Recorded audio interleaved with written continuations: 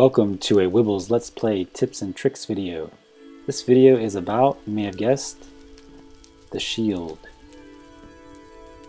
I'm very excited to make this video, so let's get rolling. The shield appeared in Minecraft 1.9, the combat update.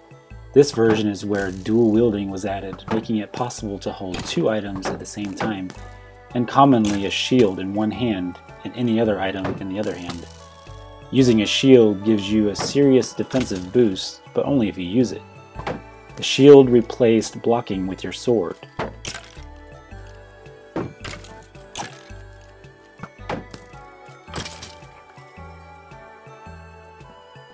The shield can be crafted with any combination of 6 wooden planks with 1 iron ingot in this configuration.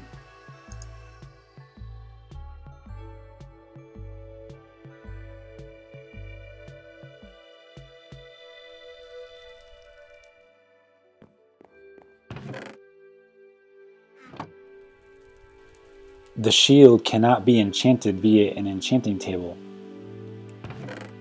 However, you can apply some enchantments via enchantment books with an anvil. The compatible enchantments that you can apply to a shield are Mending, Unbreaking, and Curse of Vanishing.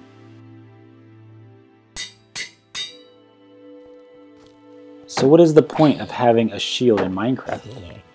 A lot of veteran Minecraft players still don't use shields today, where the current version is 1.11.2, with 1.12 about to be released. But its usage is becoming more widely adopted as time goes on. This video is to help show just how effective a shield in combat is. Everyone knows shields are good against skeletons, right? The shield has many uses beyond defense against skeleton archers.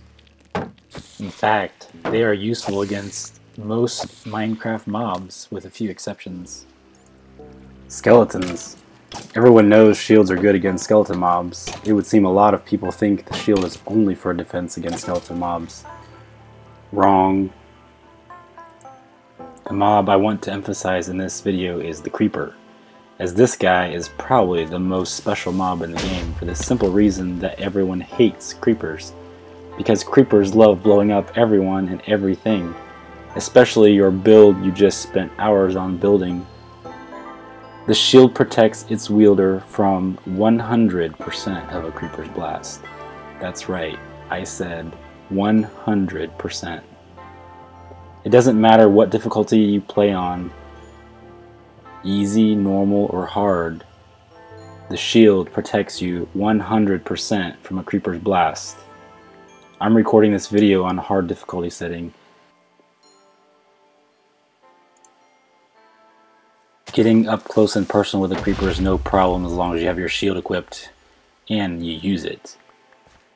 You can get right into a creeper's face and hold your shield up and let it blow up and you get no damage.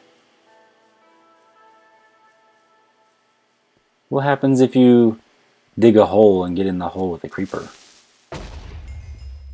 Let's find out.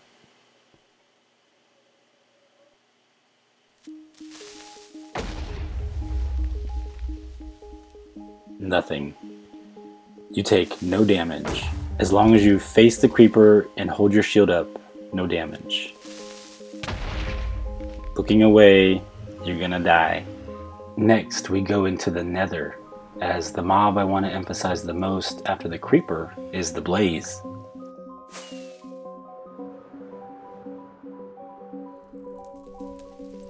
Blaze, like most hostile mobs, want to kill you, the sooner the better. The blaze want to burn you to a crisp with fire. If you use your shield, you can defend yourself against the blaze fireball attacks. Be careful not to walk onto the ground where they've lit it on fire though. Your shield is not going to save you from burning yourself. Remember kids, always bring a fire resist potion to the Nether. Better yet, bring a lot of them.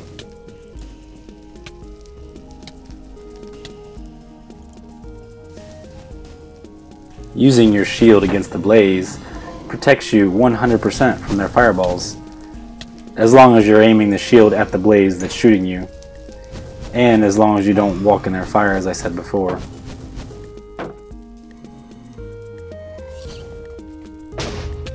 The ghast. In my testing, using the shield against the ghast shows the shield is unreliable and probably buggy to say the least against them. The fire charge is like flying TNT, so it shouldn't have issues.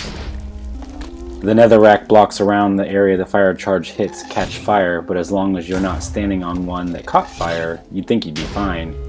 But the results are a bit random. Sometimes the fire charge gets blocked by the shield, and other times it does not.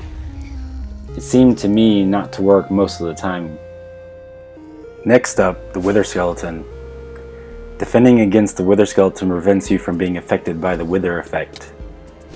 If your shield is up and facing the wither skeleton that is trying to attack you, you won't start withering. When the wither bounces off your shield, you can whack him with your sword and repeat until he's dead. You cannot be affected by the wither effect unless the wither skeleton comes into contact with you, and your shield prevents that.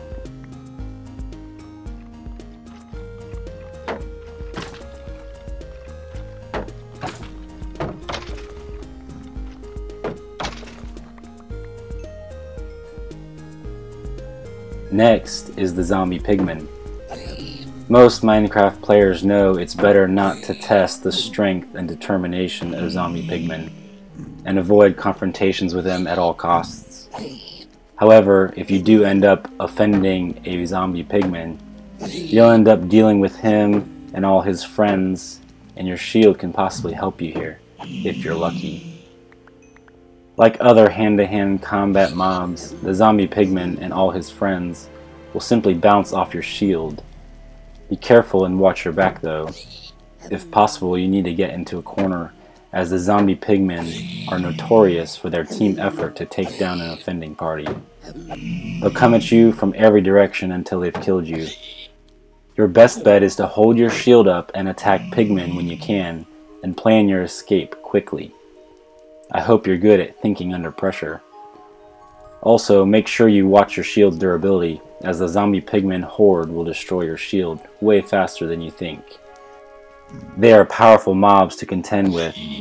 I highly recommend you enchant your shield with Unbreaking 3 and even Mending to make it last longer. An unenchanted shield will break in about 26 hits from a zombie pigman.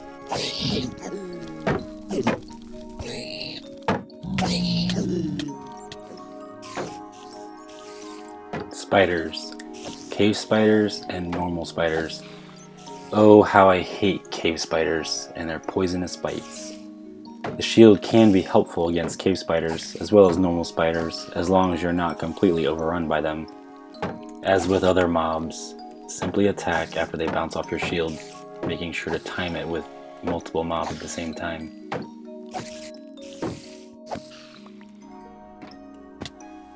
Shulker. Shulkers are next, and using your shield to defend against their attacks is very helpful. Shulkers fire a shulker bullet or projectile that, when it comes into contact with the player, causes a levitation status effect. You can destroy the projectiles before they reach you by shooting them with an arrow or hitting them with your sword, or you can block them with your shield. Oftentimes there are many of these projectiles flying all over the place, so watch your back, and everywhere else for that matter. Blocking them with your shield prevents you from taking damage or from receiving the levitation status effect. Endermen. Endermen are one of the game's most powerful mobs, and like the zombie pigmen, the shield can come in handy in a pinch, but only in a pinch. The shield is not going to help you much if you happen to offend Endermen. Pigmen get offended if you hit them, Endermen get offended if you look at their eyes. Endermen are quite wiggly, so it's not likely they're going to stay staring at your shield for long. You better be planning an escape route before the Enderman even reaches your shield, as they will wiggle around you and get your sides and your back within seconds. The best way to fight an Enderman is to dig a 2-block high tunnel to hide in and attack from there. What are we looking at here? The Ender Dragon? That's right. What can the shield do to help you in this major boss fight? Well, believe it or not, the shield can be useful in the Ender Dragon fight. The shield actually can stop her right in her tracks. While I think the shield is overpowered here, you can actually stop the dragon mid-flight as she's coming at you. Block with your shield and she can't knock you around or even fly through you. The shield does nothing to defend against her magic breath attack, as that is a lingering potion type effect related to splash potions, and your shield can't do anything to defend against that, which is one reason why the shield is useless against witches, as they throw splash potions to attack you. A few other notes about the shield. The Wither. The shield doesn't seem to help at all against the Wither, as its attacks seem to do more splash-based damage. Your shield can block some of its skulls it shoots, but its Wither effect also seems to be splash-based compared to the Wither skeleton, allowing you to receive a Wither effect even while blocking. I'm not sure why the shield isn't more helpful here. The shield doesn't block Guardian or Elder Guardian laser attacks, so it's not going to be much use using one when taking on a water monument. All other mobs I've not talked about are basically the same. Zombies, slimes, iron golems, wolves, etc. You can use your shield against them for defense and receive no damage as long as you actually use your shield. The shield has a slight delay when its protection is actually protecting you, so make sure you put up your shield before the mob reaches you. If you're fighting another player that is using a shield in, say, a PvP type game, if you hit their shield with an axe, their shield will be disabled for 5 seconds, allowing you to deal serious damage to them. You can apply banners to your shield to customize them and make them look unique.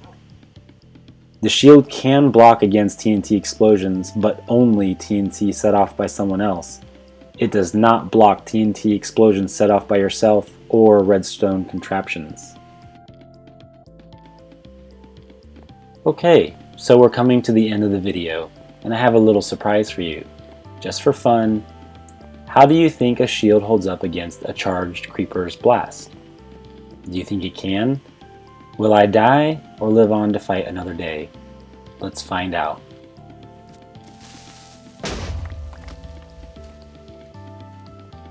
Well, as you can see, I took no damage from that, and man, is that a big hole. Let's try the other test, in the hole with the creeper. As you can see, again, gigantic hole, but no damage. Although I did take fall damage because the creeper blast threw me up in the air so high. The shield protects you 100% even from a charged creeper's blast. Okay, so that's the end. My goal with creating this video was to teach you something new about the Minecraft shield. Hopefully I've succeeded in an interesting and entertaining way. Thanks for watching. If you like what you've seen or learned something new, please give this video a like. Until next time, see you in my next Minecraft tips and tricks video.